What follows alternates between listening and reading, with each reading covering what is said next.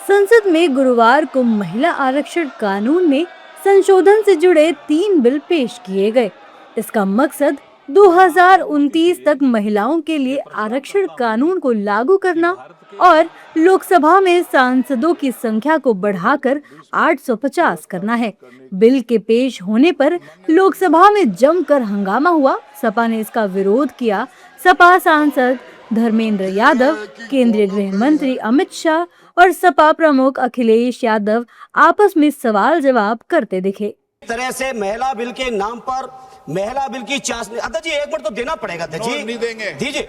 ऐसे नहीं महिला बिल की चाशनी के नाम पर जो हाल कश्मीर का हुआ है, आसाम का हुआ है, वही हाल पूरे देश के करने का जो प्रयास है, हम संपूर्ण विपक्ष की ओर से इसका हम पुरजोर विरोध करेंगे। सभापति जी एक आधी बात और, इस बिल के अंदर जब तक पिछड़े वर्ग की महिलाएं, जब तक मुसलमान भाइयों की महिलाएं नहीं शामिल की जाएंगी, हम समाजवादी लोग इसका साथ नहीं देंगे।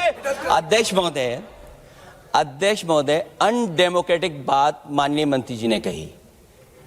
हो सकता है उन्होंने धर्म की बात कही हो, लेकिन पूरा देश आधी आबादी को आरक्षण चाहता है।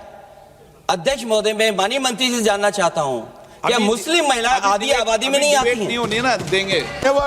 समाजवादी पार्टी सारी टिकटें मुस्लिम महिलाओं को दे दे, हमें कहाँ आपत्ति है, हमें कोई आपत्ति नहीं है। इन बिलों को लेकर संसद में विपक्षी दलों के सांसदों ने विरोध किया और साफ साफ कहा कि हम इसका विरोध करते हैं और करते रहेंगे। महोदय, बहुत विनम्र उससे होकर के किसी को हर्ट न करे, वो बात भी मैं कहना चाहता हूं।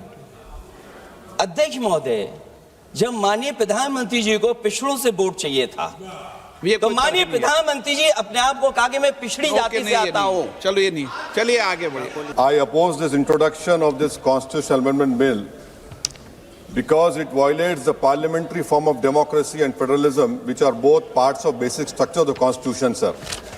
Sir, this is not about the one reservation. The main goal is to make South ruled and other areas ruler and completely erase the representation of OBCs and Muslims from the elected legislature.